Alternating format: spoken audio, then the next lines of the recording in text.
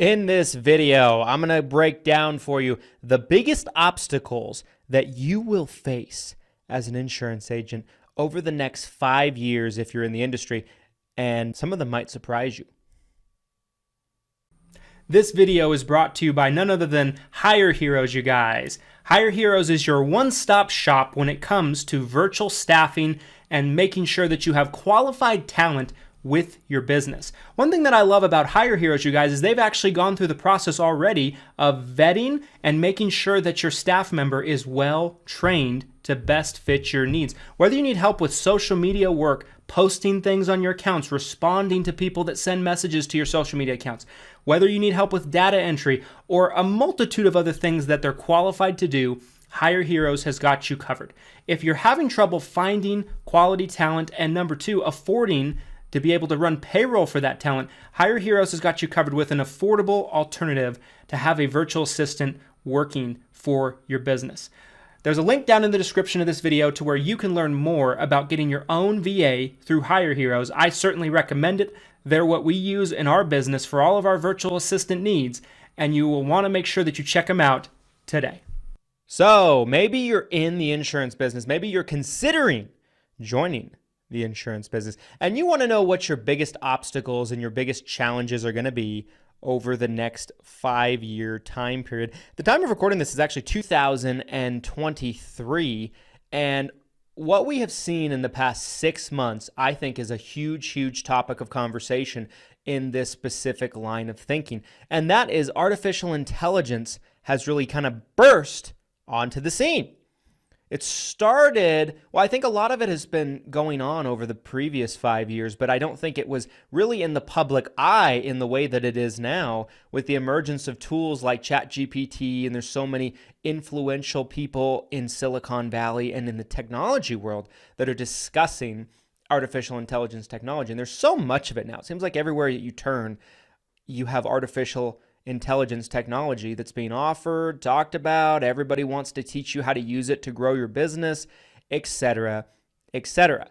I believe that if we're being truthful and we're being honest, artificial intelligence will, without a doubt, change our lives, which will impact every single industry and every single sector of society. I don't think anybody will remain untouched. I think it is a change so significant. It's greater than the .com bubble. It's greater than the social media wave, in my opinion, but at the same time, similar. And so if you feel like because you're in insurance, or maybe you're in another industry and you're watching this and you're considering insurance, if you really think for a moment that any industry or any sector will be unimpacted by artificial intelligence, I think you've got another thing coming. Now, at this point in time, artificial intelligence is not at a stage yet where it can completely take the place of a profession that's as complex and as high level and valuable that a person needs to obtain a license in order to transact insurance policies. We're not there yet. Artificial intelligence is not in a place where it's going to be capable of doing that. But does that mean in the next 5 years that we don't see that take place? I think probably what we will see at some point, and who knows when. I do not believe that it's probably going to be in the next 5 years. It might not even be in the next 10 years, but I do believe at some point we will have artificial intelligent tools that will be able to do full enrollments, quotes, projections, and recommendations in terms of a plan to someone. Now, even if that was a thing today, I think if you're in the Medicare space like I am, and my company is, I do believe that you will see a transitionary period to where the older demographic, the seniors, the people on Medicare, the 65 and up crowd will not probably take to that with bells and whistles on. I believe that they will prefer a human interaction and they will not trust the AI to give them the best recommendation. And even when we do first see something like that coming out, it's going to be imperfect. It's going to make mistakes, which will impact people. So I think we've got a ways to go before we see that. However, I do believe that people ran businesses in the insurance space that find ways to use artificial intelligence in their business and to help grow their business will have a significant edge on the people that do not. And that to me is the biggest telling sign. Are you still going to be doing things the old school way?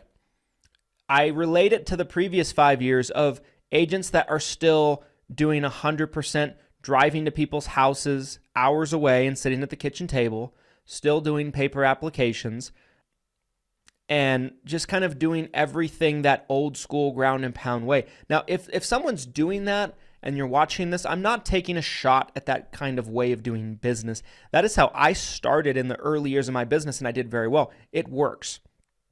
But there are a lot of steps and mundane tasks that kind of you could prevent in my line of thinking, right? You can use automation, you can use electronic apps, you can use technology tools. There's so much at our disposal and at our fingertips today that we didn't have before.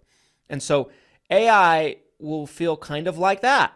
It'll feel like someone over the previous 3 to 5 years that is driving an hour away to sit at someone's kitchen table and do a paper app when Agent B in the same town is talking to someone 2 hours away over the phone or on a Zoom meeting and doing an electronic app and getting the same result, but they're not taking a couple of hours round trip turnaround time. They're not having to sit in somebody's home or anything like that, but they're both getting the same result. And the guy that's doing it over the phone might be able to do 2 or 3 appointments and make 2 or 3 sales in the same time that the guy that went to the kitchen table can make 1, right? So like it will have that feeling in terms of people that will actually tap into this technology.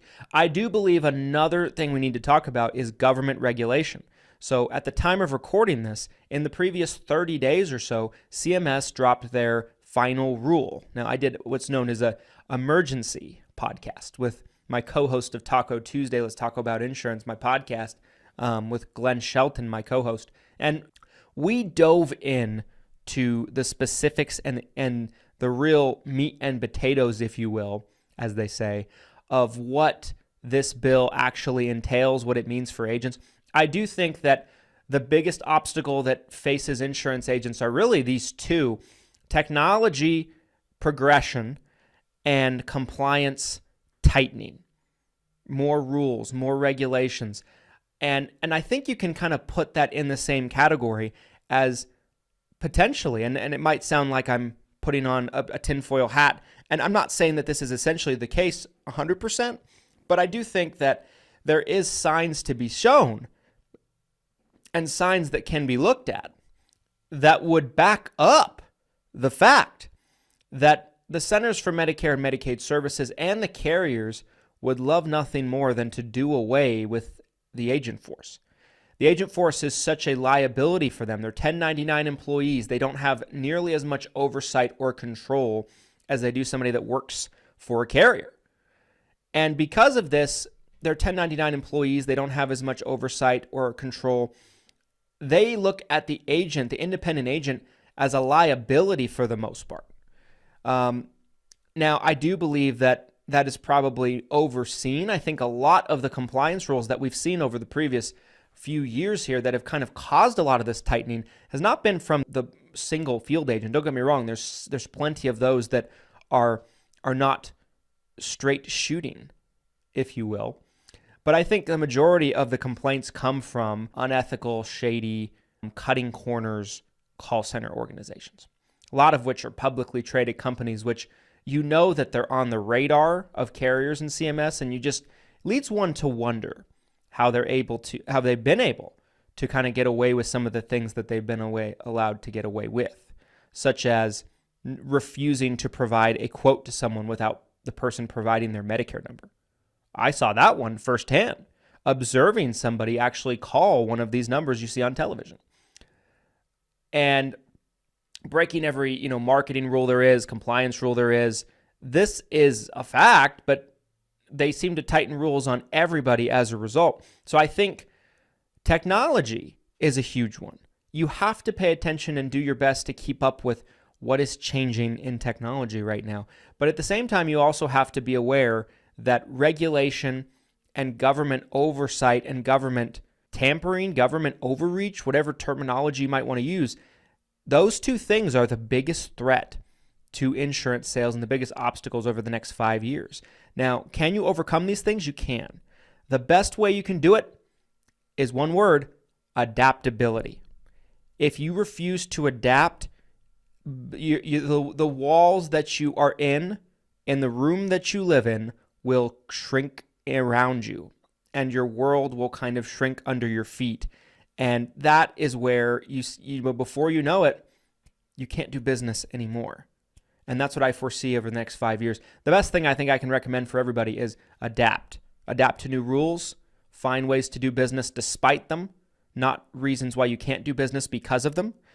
And in addition to this, make sure that you're adapting to new technology that comes available. Make sure that your competition isn't going to use it to get 10 times the things done that you do with 10 times less the effort.